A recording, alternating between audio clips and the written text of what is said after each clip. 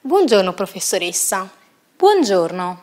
Oggi lei descrive un quadro. Sì, esatto. Chi è il pittore? Il pittore è Pietro Longhi. Di dov'è? È veneziano. Quando dipinge il quadro?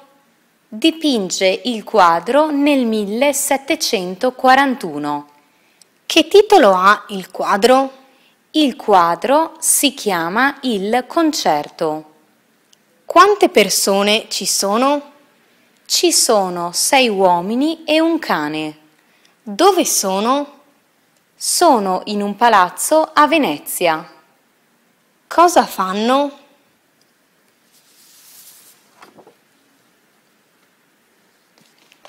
Davanti 3 persone suonano il violino. Cosa fanno le persone dietro? Giocano a carte. Che colori ci sono? Un abito è marrone, uno è arancione, uno è verde, uno è bianco, uno è grigio e uno è nero. Le tende sono grigie, la tovaglia è rossa, il cane è bianco. Di che colore è lo sgabello? Lo sgabello è blu. Che cosa c'è sul pavimento?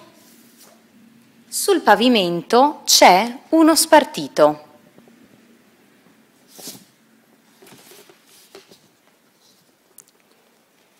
Che cosa c'è sul tavolo dietro?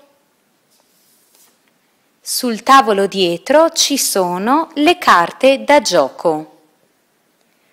Cosa fa il cane? Il cane ascolta i suonatori. Grazie professoressa, a presto. Grazie a lei, arrivederci.